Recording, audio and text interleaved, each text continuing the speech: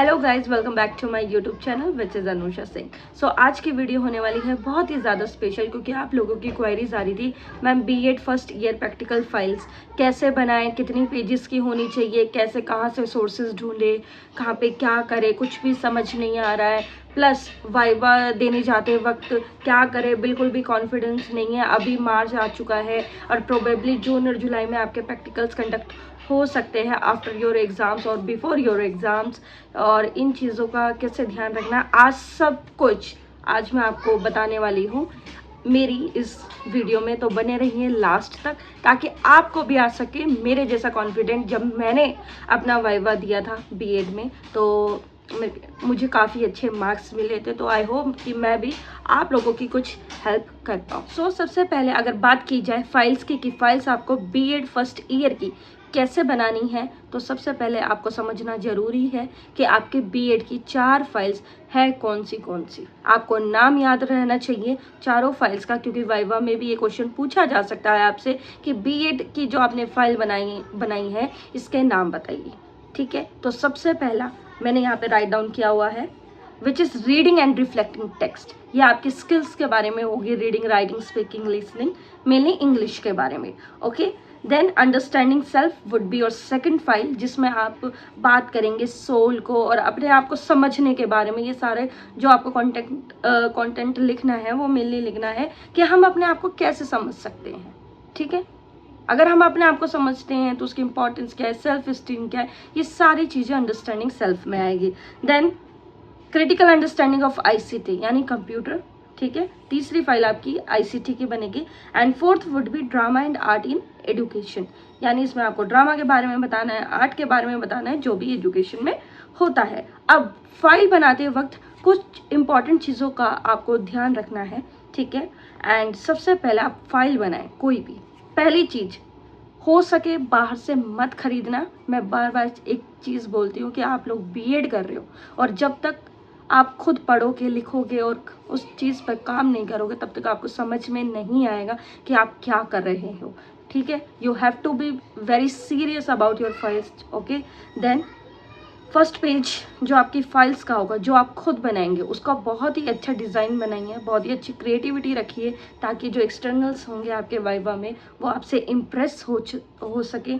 ठीक है, एंड खुद से बनाएंगे, खुद इनोवेटिव आइडियाज़ से अच्छे फाइल मतलब डिज़ाइन कीजिए। जैसे मैं यहाँ पे एक फ़ोटो लगा दूँगी, ये मैंने बनाई थी मेरे टाइम पे, ये मैंने कवर पेजेस बनाए थे, आप देख सकते हैं।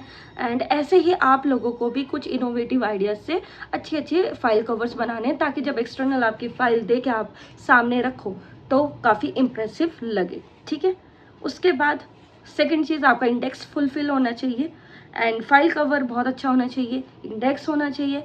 देन इंडेक्स के बाद आप एक फर्स्ट पेज बनाएंगे जिसमें आपकी डिटेल्स होगी, name, college roll number, university roll number, college का नाम क्या है, सब्जेक्ट क्या है, कि किस सब्जेक्ट की आपने फाइल बनाई है, सारी डिटेल्स आप लिखेंगे आपके इंडेक्स के बाद जो फर्स्ट पेज आएगा उस पर। देन वहाँ से आप कंटेंट लिखना शुरू करेंगे और आपकी जो फाइल बनेगी, अगर आपको अच्छी फाइल बनानी है तो कम से कम एक फाइल आप 50 से 60 पेज की बनाइए, यानी 50 to 60 पेजेस की, ताकि इम्प्रेशन अच्छा बने। और आपके पास बहुत टाइम है, अभी बनाना शुरू करोगे तो जून तक चारों कंप्लीट हो सकती हैं और डेफिनेटली हो भी जाएंगी, इसमें no doubt about it. And उसके बाद आपको अच्छे स्केच पेन्स यूज़ करने हैं, कलरफुल पेपर्स यूज़ करने हैं ताकि आपकी फ़ाइल बहुत इन्हेंसिंग, क्रिएटिव लगे। ठीक है, देन आपको जो आप कंटेंट लिख रहे हैं अपनी फाइल में, तो अगर आप कुछ भी हेडिंग डाल रहे हैं, ठीक है, तो आप उस हेडिंग को हो सके तो फ्लो चार्ट्स, डायग्राम्स या पिक्चर से मतलब इलेबोरेट करेंगे, एक्सप्लेन करेंगे तो काफ़ी अच्छा लगेगा, काफ़ी ज़्यादा इम्पैक्ट बनेगा। बहुत ही ज़्यादा अपनी फाइल्स में क्रिएटिविटी रखें ताकि एक्सटर्नल जब भी आपकी फ़ाइल देखे उससे गो थ्रू हो तो काफ़ी इनहेंसिंग, क्रिएटिव अच्छी लगे। क्योंकि जो टीचिंग है, जो बीएड है, इट्स ऑल अबाउट क्रिएटिविटी, कि आप बच्चों को कैसे क्रिएटिव तरीके से चीज़ें सिखाओगे। तो ऐसे ही आपको उस फाइल में अपने ही व्यूज़, अपने कंटेंट ऐसे प्रेजेंट करना है ताकि वो काफ़ी इनहेंसिंग लगे। ठीक है, उसके बाद है आपने फाइल्स बना ली, फ्लो चार्ट से एक्सप्लेन कर लिए, पिक्चर्स चिपका लिया आपने उससे, अपने कंटेंट से रिलेटेड, या फिर क्या कहते हैं डायग्राम्स बना लिए। ठीक है, इस सब के बाद आपकी फाइल्स कंप्लीट होगी। देन आपको अपनी फाइल जितना हो सके उतनी बार पढ़ना है, क्योंकि एक्सटर्नल आपके वाइवा में कहीं से भी कुछ भी पूछ सकता है कि ये राइटिंग आपकी है। इतने छोटे छोटे क्वेश्चंस भी पूछे जा सकते हैं, ये क्या लिखा है आपने, ये वो, और मतलब कंटेंट तो पूछा ही जाएगा, जो आपने लिखा है वो क्वेश्चंस तो पूछे ही जाएंगे, लेकिन कुछ कुछ छोटी चीज़ों का भी ध्यान रखना है। तो आपको अपनी फाइल में पता होना चाहिए कि आप कहाँ आपने क्या कौन सी हेडिंग लिखी है और उसमें क्या एक्सप्लेन किया है, ठीक है। देन मैंने अभी बताया जितना आप इनहेंसिंग क्रिएटिव चीज़ें यूज़ करेंगे अपनी फाइल बनाने में उतना अच्छा लगेगा, जैसे कि डिफरेंट कलर्स और कुछ कुछ छोटी छोटी चीज़ें अपनी फाइल से आइटम्स होते हैं डेकोरेटिव, उससे अपनी फाइल्स को डेकोरेट कर सकते हैं। Your hand writing should be good, आपकी जितनी अच्छी हैंड राइटिंग होगी उतनी ही फाइल आपकी अच्छी बनेगी।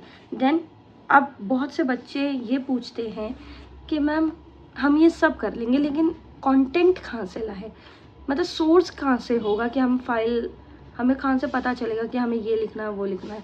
तो ऐसा जब मैंने अपनी बीएड की थी तो मुझे भी पता नहीं चला था कहाँ से कहाँ क्या लिखना है। तो बहुत से बच्चों के पास कुछ सैम्पल फाइल्स होती है, आप वहाँ से भी कर सकते हैं। कुछ बच्चे गूगल कर सकते हैं, चैट जीपीटी कर सकते हैं कि किस टॉपिक में आपको क्या लिखना चाहिए, क्या बेहतर रहेगा, क्योंकि आज के टाइम पे टेक्नोलॉजी के ज़माने में आपको ये क्वेश्चन तो होना ही नहीं चाहिए कहाँ से क्या लिख के।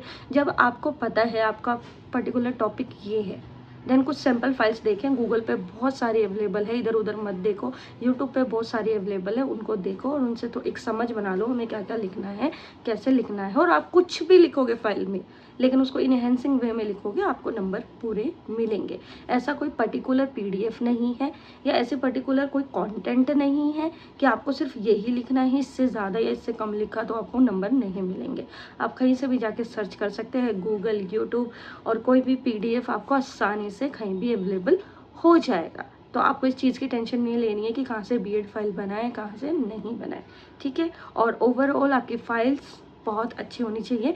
नाउ अब हम बात करेंगे कि हमें वाइवा जब हम देने जाएंगे तो किन चीज़ों का ध्यान रखना है। नाउ अब बात करते हैं कि वाइवा देने जाते वक्त आपको किन चीज़ों का ध्यान रखना है जिससे आप बहुत ही कॉन्फिडेंटली अपना वाइवा दे सके, ठीक है। अभी हमने फाइल्स की बात की थी कि आपने अपनी हेडिंग्स बहुत अच्छी लिखनी है, फाइल ओवरऑल बहुत सुंदर बनानी है जिससे काफ़ी ज़्यादा इनहेंसिंग लगे, ठीक है। यहाँ तक डन था। अब करते हैं वाइवा की बात। सबसे पहली चीज़ जो आपको करनी है, आपको एक तो उस दिन बहुत सुंदर बच्चा बन के जाना है, यानी नीट एंड क्लीन। आप कुछ भी पहन के जा रहे हो, अगर आपकी यूनिफॉर्म है तो it should be very neat and clean. दूसरी चीज़, अगर आप वैसे कपड़े पहन के जा रहे हो, अपने घर के कपड़े या सिविल कपड़े पहन के जा रहे हो, तो वो इस तरीके से होना चाहिए कि आप एक अच्छे टीचर दिखे। अगर लड़कियां हैं तो वो सूट पहन सकती हैं, और लड़के हैं वो अच्छी फॉर्मल शर्ट पहन सकते हैं, फॉर्मल पैंट पहन सकते हैं, ठीक है। अपने कपड़ों का ध्यान रखना है क्योंकि कहते हैं ना, first impression is the last impression, ठीक है। तो थोड़ा फॉर्मल लुक में जाएं उस दिन। एंड ड्रेस अगर आपकी अच्छी दिखेगी, नीट एंड क्लीन होगी, तो आधा कॉन्फिडेंस तो वहीं से आ जाता है। दूसरा, जब भी आप एक्सटर्नल के पास जाएं तो उन्हें बहुत ही कॉन्फिडेंटली अच्छे से ग्रीट करें कि गुड मॉर्निंग मैम या गुड मॉर्निंग सर, बहुत ही अच्छे से। डरने की कोई बात नहीं है, जितना आपको आता है उतना ही सभी बच्चों को आता है, ठीक है। और सबसे पहली चीज़ कि अगर वो कुछ भी पूछे आपको ब्लैंक नहीं होना है। कुछ भी बोलो, गलत बोलो लेकिन बोलो, ब्लैंक नहीं रहना है। अगर आप चुप रहोगे तो वो एक इंडिकेशन मिल जाता है कि बच्चे को कुछ नहीं आता, ऊपर से इसका कॉन्फिडेंस भी डाउन है, तो ये क्या टीचर बनेगा या क्या टीचर बनेगी जो बच्चों को पढ़ाएगा, ठीक है। तो आपको चुप नहीं रहना है, कुछ भी बोले, उस टॉपिक के सराउंडिंग की चीज़ें बोले लेकिन ब्लैंक ना रहे। जितना भी आपको कुछ भी पता है उस चीज़ के बारे में वो बोले, ठीक है।